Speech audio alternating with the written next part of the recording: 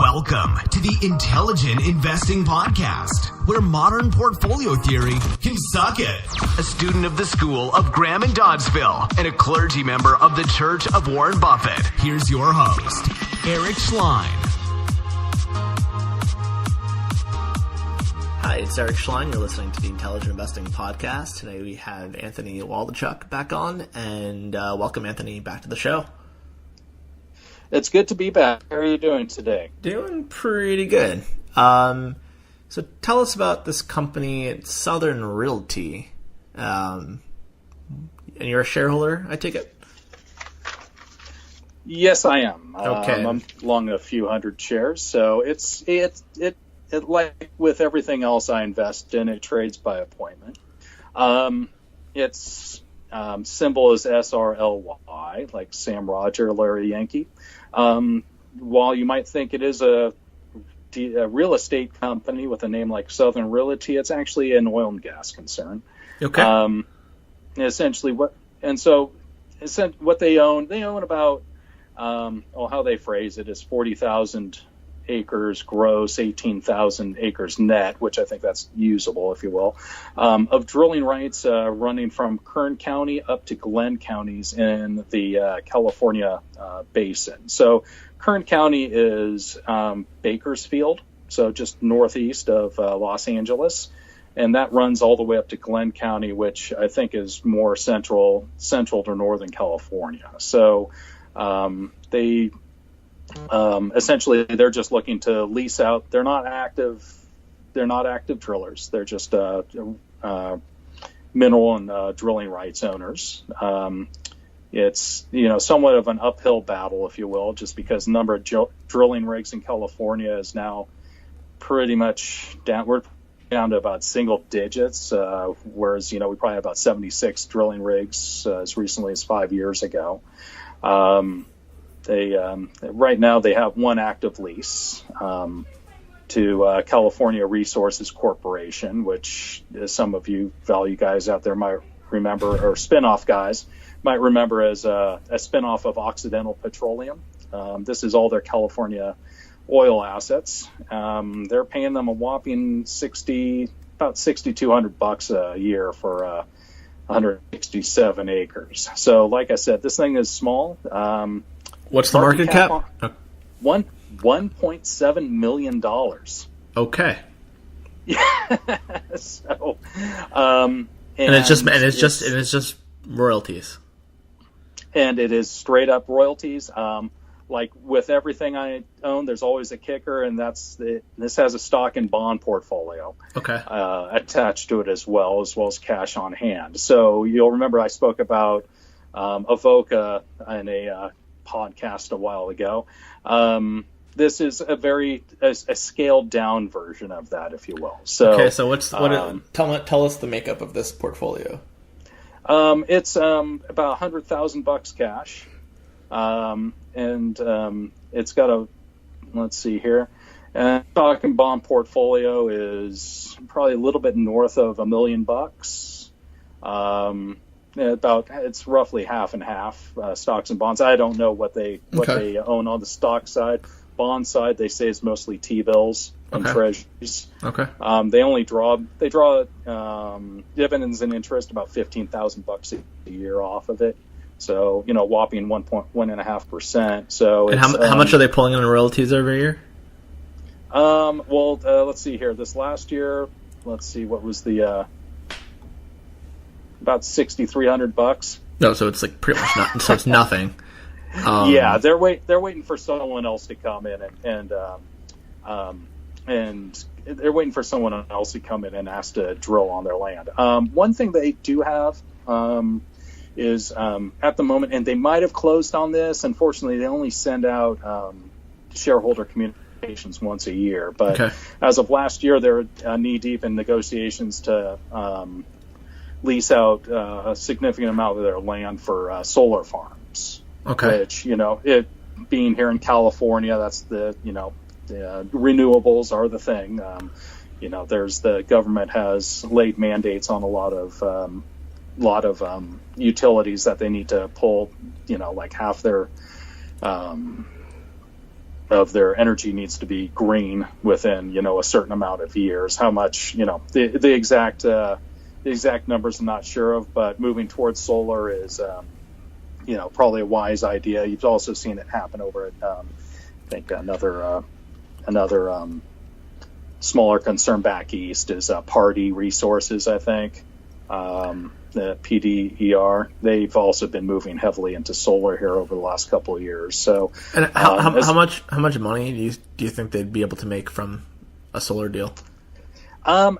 See, I don't know how much they're actually put. So there's a little bit of a roll of the dice here. Okay.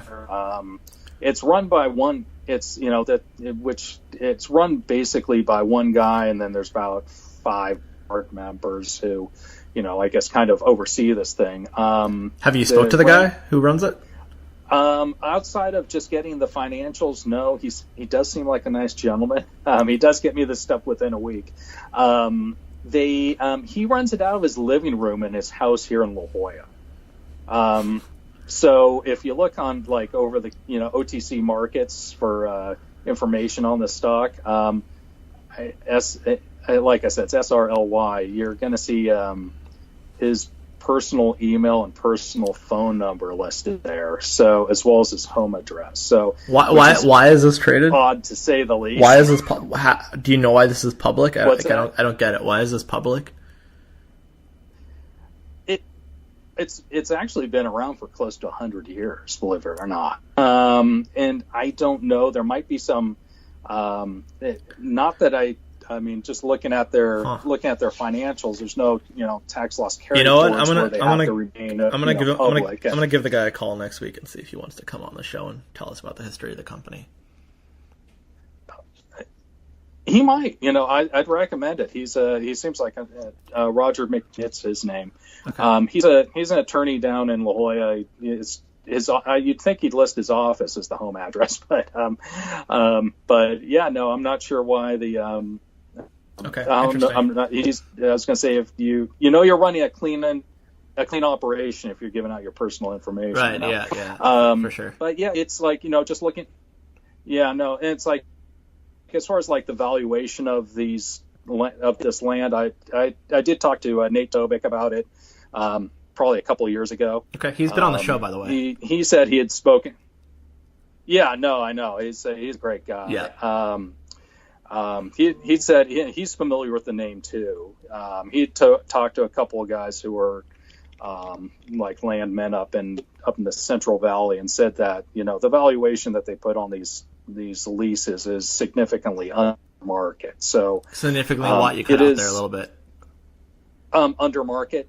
Okay. So, and of course that's secondhand information, but I'm one to believe whatever Nate tells me. So, I'd say that, this thing probably is, it's somewhat, could be a value trap right now. Who knows? It does pay out a dividend, usually about 50 cents a year, which kind of is in line with what they pull in from interest, dividends, and royalties. So it's 50 cents a year on a stock worth about $10 a share. You're looking at 5% a year. I'm willing to hold that for now. We did have a little bit of a spike a couple of days ago in the stock, up to about $15 on the bid side. Right now it's $15 bid, $175 offered. Okay. The reason for that is they just announced a $3 a share special dividend. So that's being paid out here at the end of January. So where did that money come from? Do you have any idea? They sold something. So okay. I'm thinking maybe that's this solar panel deal came through for them. So they're very, they pay out their money as soon as they get it. So it's not we're just going to sit on this huge pile of cash. Like I said, they got about $100,000 in cash on hand at any given time. And that's where they keep it. So, I think the CEO does do a good job, with what little movement in the company there happens to be. Like I said, he's keeping costs down. So, how long have you been a shareholder for? I'm this name probably about like 6 or 7 years, I'm guessing. And what's the company I've been, done since my since average then? cost? I think initially I bought in around $10, added to it a little in the $7 to $8 area when it sold off a little bit. And then, right, like I said, right now it's $15 on the bid. So, Right. And that's pretty much the history of the thing. Its home is around $10 to $11, if you will. The thing is, if someone needs to get out or get in, that will move the stock price in a hurry. So, caveat emptor. Okay, well, if you need to get out, give me a call. Oh, one more time there. I said if you need to get out of the stock, give me a call, and I'll offer some ridiculously low price for you. Absolutely. Okay. Although I'm good for now. So, Okay, cool. But you never know what the future holds for us. So anyway, that's about it. It's a pretty simple, straightforward company. So I invite you to go have a look-see at it. All right, great. Well, Anthony, I appreciate the time. Thanks for coming on. Right on. Thanks a million. Talk to you soon. All right. Yeah, have a good day. Thank you for listening to the Intelligent Investing Podcast with Eric Schlein. If you'd like to connect with Eric for questions, comments, feedback, ideas, or to inquire about being on the show, please contact Eric at intelligentinvesting@gmail.com. So, in the words of Charlie Munger, I have nothing to add.